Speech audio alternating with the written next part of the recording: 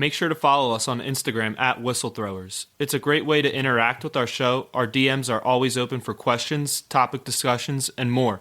You will be able to find our new episodes and other announcements there. But this Pacers team, whether or not they finish 5th or 6th or 7th, you do not want to face this team in the playoff.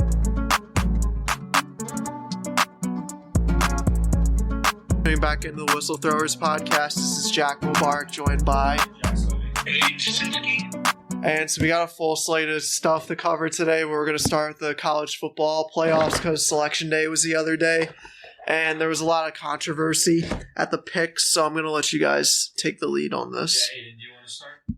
Yeah, I would like to start because, in my opinion, the NCAA College Football Playoff Committee messed this up. And the reason they messed this up is that Florida State should be in. And I get the opinion of everyone that Alabama has a better team. They obviously played a tougher schedule. But this is the first time ever that a Power 5 team has finished the season undefeated and not made it to the playoff. And to me, that's just ridiculous. And I understand that everyone's going to say that Jordan Travis, if he was healthy, Florida State would be in. One guy does not make a team. If you're going to argue that Florida State shouldn't be in because they only beat Louisville by 10, and mind you, Louisville's offense was a top 10 offense in college football, and they held them to 6 points. They could absolutely do that to Michigan, who, by the way, struggled in the first half of multiple games, including a game against Rutgers, which should have been a blowout for them. They struggled against Penn State, which had a top defense as well. And the Penn State offense, honestly, did not look great in a couple of games. And the fact that that game was close shows, in my opinion, that Florida State could hold their own. And if people want to argue that TCU was a great example of why Florida State should be in, TCU won the semifinal game.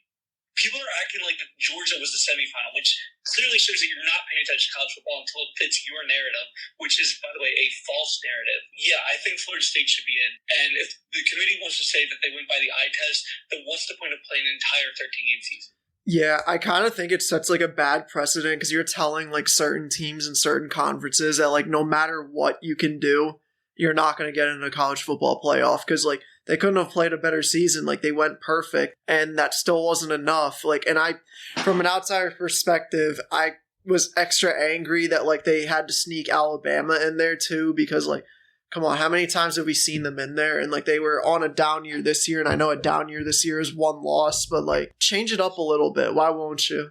Well, the thing that sucks is I do believe all 4 of the teams that got in deserved it. But I do agree with you guys. Like, how can you leave a team like Florida State off? And I agree with what Jack said about the precedent you're setting. And it's like Florida State won every single game that was laid out in front of them. No matter the opponent, no matter the arena, every single game they went out and won. They were undefeated against the SEC. They were undefeated against AP top 25 teams that they played. What more do you want from them? They won their conference. And I get that their starting quarterback, their star Heisman candidate quarterback, is out for the year. I get it. But when the Eagles lost Carson Wentz in 2017, did they just immediately get bumped down out of the wild card? Like, no. They were still given the shot, obviously, because when you earn the 1 seed, you earn the 1 seed. And Florida State was the 4 seed all year and won every single game that was in front of them. How did they drop? And although I do agree that Texas and Bama deserved it, Florida State also deserved it, and I think they deserved it a little bit more. I don't care who their quarterback is. It doesn't matter. They won every single game in front of them. What are you telling teams? They play in a Power 5 conference, undefeated, won the conference. What are you telling teams? You have to move to the SEC? Like, that doesn't make sense. And I understand that Alabama beat Georgia, who was number 1 all year, and 2-time national champs. But that shouldn't affect what Florida State did. Yeah, and let's be clear, Jordan Travis isn't even in contention for the Heisman Trophy. Mm-hmm. So if he's such a great quarterback, then why is he not even considered one of the top 4 players in college football? Yeah. Like, if he was a Heisman Trophy candidate, then I would understand the argument. But he's not even that. So there's no argument to be had. Mm-hmm. And Florida State won with a 3rd string quarterback. So if they can do that, their 2nd string quarterback in a month for the college football playoff, then like they should be in. Yeah. Like, right. I just don't get this. And if you want to say that they struggled against Florida, how about the way that Alabama looked against Auburn? Yeah, right. They needed a 4th and 31 miracle. They needed a 4th and 31 miracle. They struggled against UCF, which for Alabama, you shouldn't be struggling to teams like that. And they have a down year like that, and you put them in over the undefeated ACC champions. It just makes no sense at all. And it's ridiculous that the committee has decided to do this. Do you guys have any more points with college, or can we move into the NFL? No, I'm good. No, other than I hope Michigan just kicks Alabama's ass. Yeah. And it's really not even Alabama's fault, but they just need to show the committee up at this point. No, I hope Alabama destroys Michigan. I do not like Michigan. So. Yeah. Spoken like a true Penn State fan. No, I'm not even really a Penn State fan. I just don't like Michigan. Okay, we'll move into football. I'm pulling up the scores, but why don't we just open up with the Eagles-Niners, get it out of the way? Yeah. The Niners were the better team, and they showed they're the best team in the NFL this week. I mean, there's really no question about it right now. And I don't think this is the end of the world for the Eagles, but there were gaping holes in their entire team.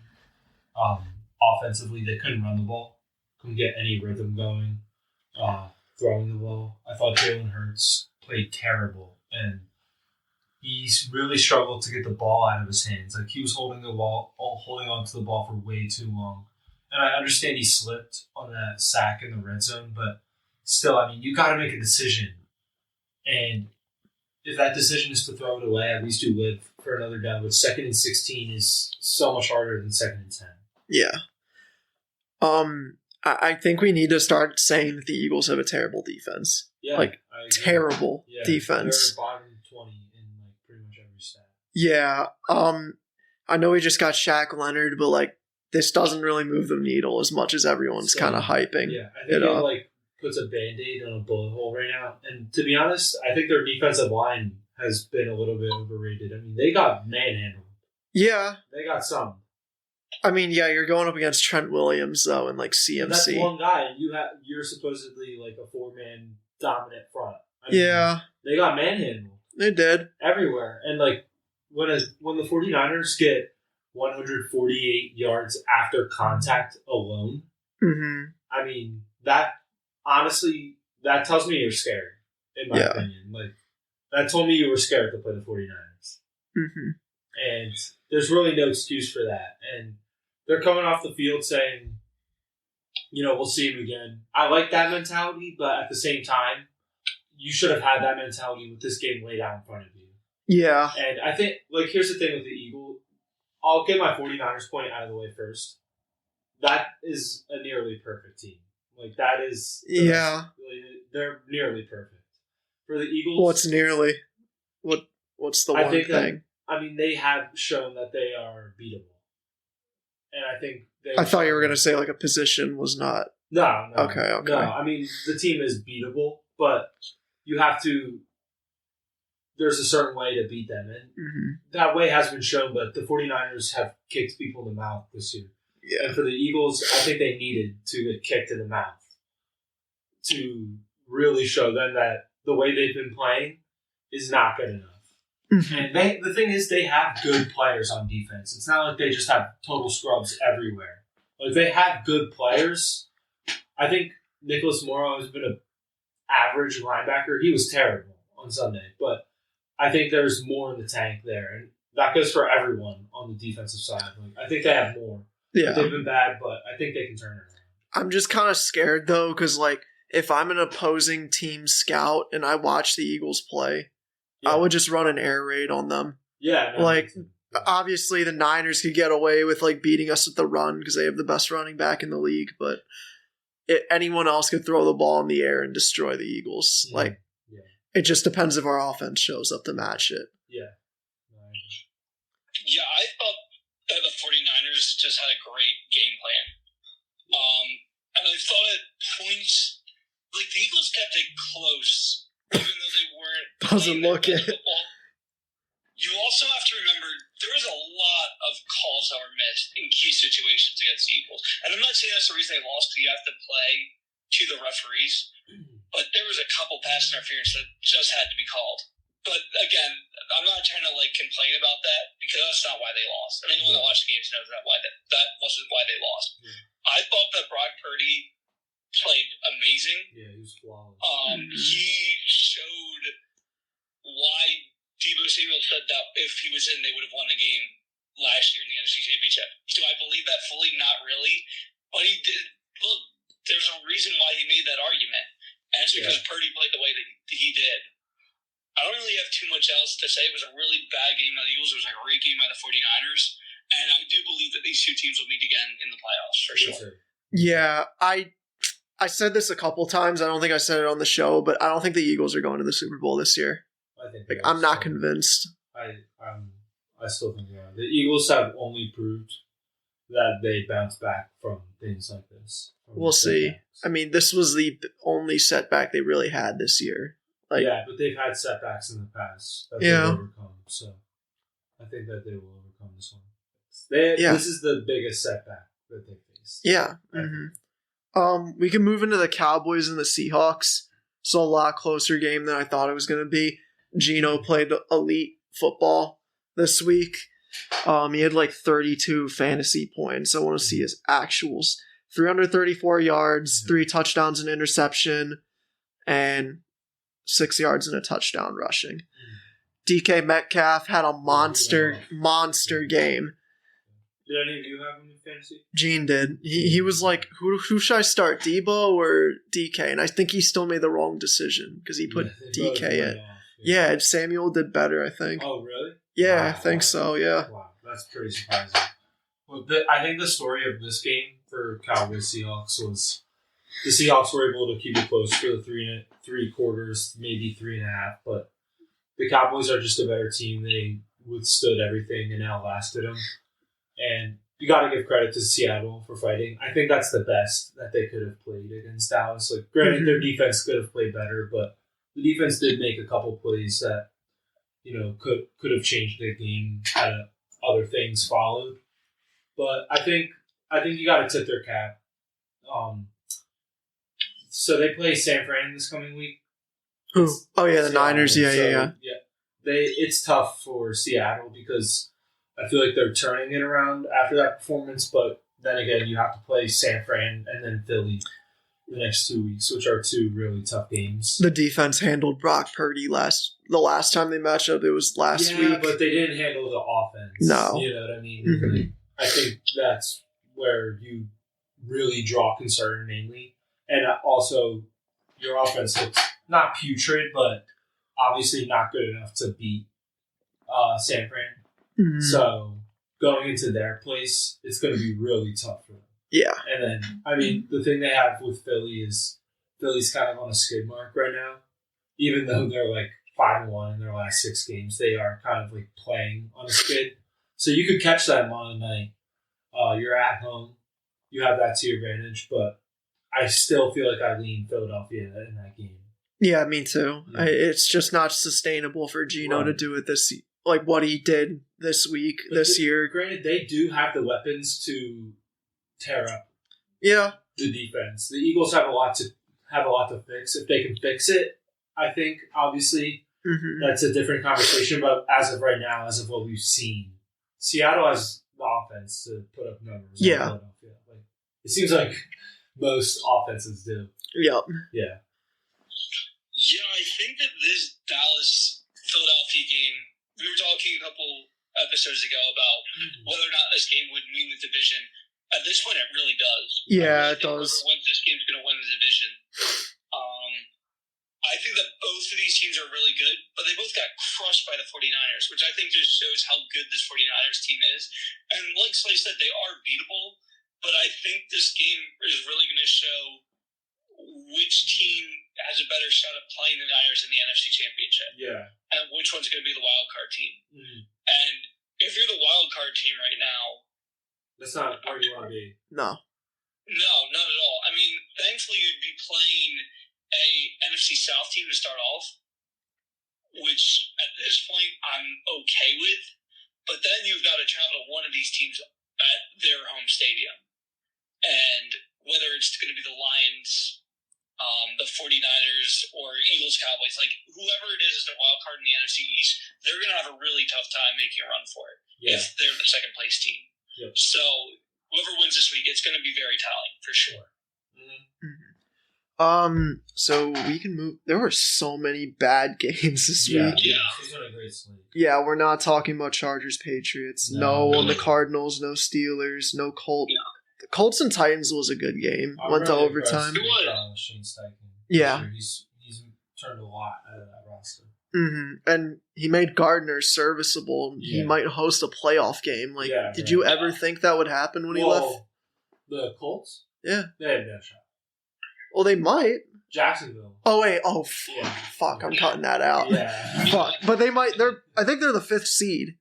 Are they? I'll check right now. Yeah, can you check? They are 7th. 7th? Okay. Well, that's still... Yeah. I thought they were out of a spot, so... Well, they're tied. They're tied for 5th. Tied for technically. 5th. Wow, okay. Yeah, because the Steelers That's even and the better than Browns are all 7-5, and they're The probably Colts are 7-5? Yeah. Oh, I thought they were like 6-6. no. So it's not. Yeah, it's not. Yeah, they might get the division though, like because Nah, I mean... they might. They really so the might. Jaguars have 8 wins, right? Yeah. Wait, but you got to think. What happens if Trevor Lawrence is out the next couple of weeks? Yeah. I know it's only a Yeah. high ankle sprain, Okay. but Yeah, you're right. Yeah. Maybe allegedly. We're not cutting that out, dude. Allegedly, yeah, No, allegedly. actually, yeah, you're right. But I see like the Steelers and the Browns both slipping. Me too. So, Especially without their in my QBs, like, opinion, you know yeah, how I would long want- picking, so. mhm. Yeah, I was hoping to see how the Browns would do with the multiple backup quarterbacks they had, and I love the fact that Joe Flacco is still trying to go out there slinging the ball, Yeah, I know. but it's not going to work. No.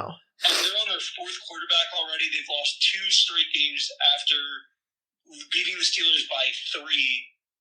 And at that point, that's when the Steelers still have Matt Canada, so that barely counts as a win. And now you got Jacksonville coming up, and the Texans and Bengals.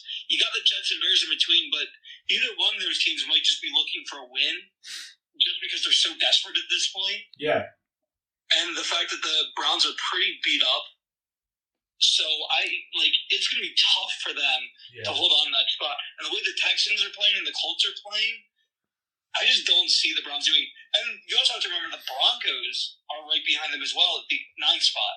Yeah. So it's going to be a tough race for those last 3 spots. Yeah, it's really competitive. Mhm. We could talk about the Broncos Texans a little bit. Yeah. Big story is Tank Dell probably missing the rest of the season. I'm really, really upset. Yeah. Because for my fantasy, I had Nick Chubb done for the year. Mike Williams done for the year. Tank Dell now done for the year. I had to start Kenny Pickett done in the first quarter. But my team has been killed by injuries. But I mean, if for him though, it sucks because he was having such a good year. Like I really Yeah. do expect him to come back next year and be Yeah. good again. Because I think out of all positions, I think the one position that has had less sophomore slumps is the wide receiver spot. Mhm. Yeah. Because I think things are, with wide receivers, I think things are a little more under your control. Like if you are running open, 80% of the time a quarterback is going to hit you in the NFL. Yeah. So I think things are a little bit more controllable. Tank Dell is a great route runner, and he has the weapon, CJ Stroud, to put it on him. Mhm. So I think he's going to come back next year and be fine. But it does hurt the Texans, even though they didn't necessarily look terrible without him. No, Nico Collins fantasy owners are very happy. Yeah, right. Very, very happy. Yeah. And I think a good guy to go after is Dalton Schultz when he comes back. Yeah. Because that's another guy that'll be gaining targets. Mm-hmm. And then there are other guys that, Noah Brown. from the dude from Dallas who Yeah. dropped the interception last year. Mhm. Or dropped the catch that led to the interception. But I think those are guys to target if you're looking for receivers in fantasy. I'm pretty sure Schultz is taken right now. Yeah, Caleb left him in my Yeah. matchup and he Yeah. didn't play. And the thing is, I have Njoku, so I'm not really worried right now for tight end. And Njoku's been pretty good. But Yeah, I do need a receiver because I'm missing Tank Dell, who was starting. Yeah. And T. Higgins is just not putting up starting receiver numbers in No. fantasy. So Okay, we could move into the Packers and the Chiefs game. yeah. So Jordan Love is back. I wish I Yeah. didn't drop him in fantasy. I really wish I didn't drop him Josh in is fantasy. in there. Yeah. And he said he was ass all year. And now look at it. Yeah. But is this like more on Mahomes having a bad game, or does this say more about Mahomes having a bad game, or more about Jordan Love having a great game? Oh, that's a tough one. Yeah. I think that it just shows that Jordan Love is going to have really, really good games at certain points. Yeah. 3 touchdowns, no interceptions, 267 yards. That's a great game for a guy that the Packers, for a while, were sort of hesitant to use in certain situations. For the first, 11 weeks, he only had he had 2 games with 3 passing touchdowns to start out the season. After that, nothing. And the last 3 games, 8 touchdowns, no interceptions. This dude's legit. Yeah, he really is. Super legit. And I'm sure the Packers are happy to see that because they did spend a first-round draft pick on him to be the future quarterback. For a while, it just didn't look like he would be. A couple good preseason games last year, and then this year, he's balled out. Yeah. So I think this is good news for him. It also is very concerning for the Chiefs. They typically don't have late losses like this to teams that they're better than. And I know that they've had a down year, but for the Chiefs to have a down year, it's still a decent year. But this is just not a team that I'm totally banking on making to the Super Bowl. And even the years that they didn't make it to the Super Bowl, like when they lost the Bengals, I still had them as my favorite. This year, I don't feel the same way. Okay, but hold on. There's only 2 healthy quarterbacks in the AFC right now that are legitimate contenders, and it's Lamar Jackson and Tua. So if the Texans get in, I'm a little bit scared about that. I mean, yeah, but this is one of the easiest years for the Chiefs ever had to get into the Super Bowl. I somewhat agree with you, but I also would bet more Ravens and Dolphins over Chiefs right now. Yeah. And the thing is, Aiden brought up a good point with the Texans. The Texans have the QB to do it, and they also have the edge rusher in Will Anderson, who's been balling. Mm-hmm. So that's a scary team to play. Yeah, he might win Rookie of the Year, actually. Will Anderson? Yeah, defensive. Yeah. I remember I said that race was kind of open, and we didn't bring up his name. Yeah, I brought up Devin Witherspoon over him. Jack, what happens if the Broncos sneak into the playoffs? Who've beaten the Chiefs beat the Chiefs once and almost beat them the first time? Yeah, honestly, when they beat the Chiefs, I was like, that's kind of a fluke. But they're legit. That was a legit win, and if they get in the playoffs, I think they've proven that they can at least compete with a lot of teams. I don't necessarily see them as a fluke right now. They're well coached. Their defense is aggressive, and Wilson is playing really good football. Yeah, not turning the ball over. That's what you need in the playoffs, is at least a quarterback who is not turnover prone. Yeah, I will say the Chiefs' last 4 games are pretty winnable games. Yeah. So they do have the chance to go 13-4, and then I think they'd be okay. Yeah. But right now, you're still a game behind both the Ravens and Dolphins, so you need to win out and hope that a few things happen in your favor. Yep. And that's just not a position the Chiefs are usually in. Yeah. So, I mean, again, there's a really good shot they have the 1 spot. Jack, like you said, they do have an easier run because of the amount of quarterbacks that are hurt. But it's sort of like the Patriots at certain points through the end of Tom's time, where yes, they still made it to the Super Bowl, yes, they still won, but it doesn't feel the way that it was where they were just dominating teams. Because it's just not happening anymore. Yeah, I think the last matchup that is even worth talking about is the Bengals-Jaguars. So Trevor Lawrence went out on the game-winning drive with a high ankle sprain, and then CJ Beathard came in. Mind you, Jake Browning played an amazing game. Yeah, he was really good. And that was, his second start ever? And, dude, his numbers were so efficient. Yeah. He looked really good. Yeah, 354 yards, 32 of 37, 1 throwing and 1 rushing touchdown. That's no picks. No picks. Yeah, dude, he was really good. And I remember last week you said you were really impressed with his performance, and he didn't necessarily have that last week. No, and I was very mad because I took the Steelers defense because I thought they were gonna feast on him. He looked really good, and it's when you have weapons like Jamar Chase, like I said, if you're gonna get open as a receiver, an NFL caliber quarterback is gonna hit you 80% of the time. Yeah, and Jamar Chase is just an animal, and he's top wide receiver level. Like, we know he is. Mm-hmm. And he hasn't necessarily played like it consistently this year, but when he turns it on, he turns it on. And that's another dangerous team. Like, they're not going to get Joe Burrow back for the year. He's done. Yeah, he's done. But the way this guy looked, that's They'll be another fine. team. It's like they might be scary if they sneak into the playoffs because they're out of it right now, right? Yeah, they're last in their division. They're last. Yeah, they are. Yeah. So, but they can still sneak in. They could, and they could take a game or two. That's a really big win. Mm-hmm. They're gonna, in my opinion, the only way they get in is if they beat the Chiefs. They have to, yeah. Because, I mean, the Colts are on the schedule, the Vikings, so they still have 5 games left. And obviously you want to win as many as possible, but to me that Chiefs game is going to be the deciding factor. Yeah. Because if you can't beat the Chiefs late in the season, then, in my opinion, you don't really have the roster to get into the playoffs. The Colts are going to be a challenge, though.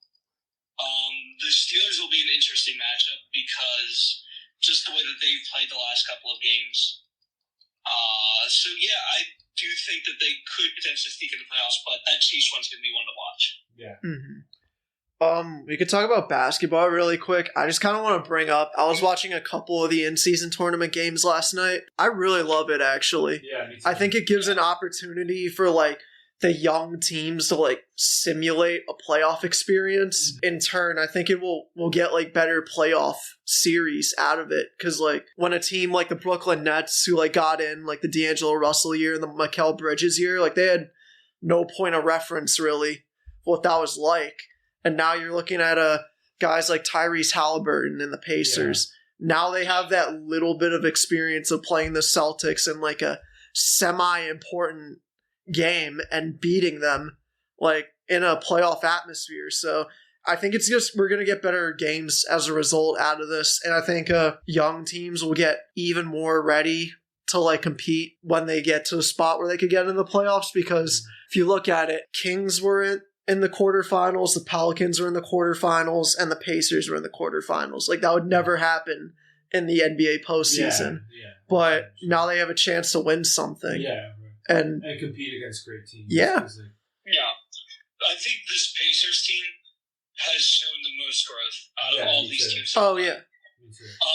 Yeah, because, the Pelicans, they've had some playoff experience. Not a whole lot in Zion's time, but at least a little bit. But this Pacers team, look, they're still 5th in the East right now, I believe.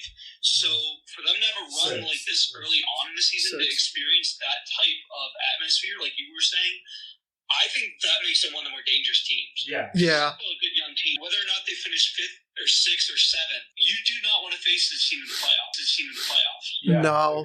Yeah. And the thing, especially now that they have a point of reference of a goal that they can achieve. Yeah. That's going to make them just even more dangerous than they would have been. Agreed. And the thing I'm loving about the NBA this year is the parity throughout the league.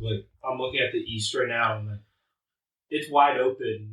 The Celtics and Sixers played on Saturday night, and the Celtics had everyone, and the Sixers were down Embiid, Maxey, and Batum, who's been a pretty good piece for them. And the Sixers fought all the way until the end. That was a great matchup if you watched that game. It was a great game, and I'm really impressed with how close the league is this year. And like you were saying, Aiden, the Pacers are a really sneaky team, and there are other teams like that. The Heat are down low, the Cavs are down low, who has started off slow, but they're still dangerous. And the Knicks, the Magic are really high right now. You look in the West, Minnesota is number 1.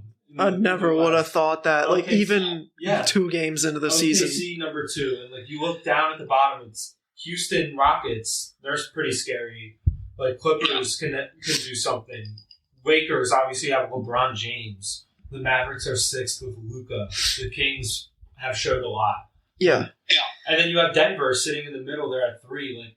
Who's the reigning champs? This is such a wide open league overall, I feel. Yep. And I still think Denver is the clear favorite right now, but I don't think that they are on another level than everyone else. No, I don't either. And I think it's weird noting because I've been shitting on the Suns the whole season, but playing well. Yeah, they've been playing well, and I don't think the 3 of them have played a game yet, and I don't think so. That says a lot. Yeah, agreed. But I think it'll hurt them eventually. Yeah. But they're making it work now. I think at some point that I think at some point later in the year, certain teams are going to fall out and certain teams are going to rise above other teams. So yeah, the Timberwolves are not staying in the 1 seed. But I don't think that they're necessarily going to be out of anything. Yeah. No, yeah, me neither. They're playing 3 centers like at the same time, which is really working. it's They're working. playing good ball. Yeah, so even if the Nuggets get to 1, though, and the Timberwolves fall to 3, and let's say this standing stays sort of where they're at, Mavericks, if they can win the play-in and are at 7, playing the 2-seed Thunder, that's a great matchup. Yeah. Yeah, that We haven't had a lot of great matchups between the lower seeds of getting in the play-in and the 1s and 2s the last couple of years. This year, I feel like it's going to be different. Yeah, I agree. And this like the way it's setting up right now, if everyone kind of stays on par, I think this is going to be like the most competitive playoffs we've had since like early 2000s, like late 2000s eras, where like those first round matchups, it didn't really matter the seeding. It was like everyone was just tough. Everyone was a really tough matchup. Yeah. Because everyone at the bottom can compete. Like, everyone can compete. There's no rollover. I don't feel like there's any sweep or even 5-game series prediction right now. yeah. Yeah, I do feel like that if the Raptors are to get in over the Hawks, that they're probably the first out in the play-in against, like, the Heat or Cavs or Pacer, whichever one falls in the play-in. But if you've got, like, theoretically, if the Pacers are 7, the Heat are 8, like, that's a scary 2-seed to be playing now. Agreed. Yeah, especially if you're a Magic team that's really young, even though you're really good, playing against a team with veteran experience if you're playing the Heat. Like, that's going to be a tough matchup. And let's be real, that's what it's to be. You don't have, it's not like you have too much of an advantage home court, especially like if you get the Heat. I feel like the Heat might be able to take over an Orlando Magic arena. Yeah. In the playoffs. And I know it's weird to bring up the Wizards when we're talking about the playoffs, but I was like talking with Aiden last night about Jordan Poole, and like his teammates really look agitated at his shot chucking nature. And he's kind of like looking like a locker room cancer. And like, I thought that trade was terrible. Yeah. Like, but now I kind of see why they did it. I do, but like, I also hear what you're saying about the locker room stuff. And I think the one comment he made about how like, it was his team. Yeah. I don't necessarily think that bodes well. No, not at all. Because he didn't really. Well, he won a championship, but like he hasn't really proved to be a one option yet. Yeah. And like, dude, you won 3 games. Yeah. So you're not going to be a number 1 option for long. no. No. And this Wizards team is bad. Yeah. The only team worse than them is the Pistons, which we knew they were going to be bad. Yeah. I don't think people thought the Wizards would be this bad. No, I did not. Yeah, I didn't either. I thought they would be like scathing like 10-11. Yeah. Yeah. So for Poole to be acting like he's a superstar, and the guy that's their best player is Kyle Kuzma, who we also know is not the best leader of locker rooms either. So those are your 2 best options right now. That's just not set up to be a good team. No. And I think that they're going to have to start looking at going into a full rebuild, which for some reason they've refused to do.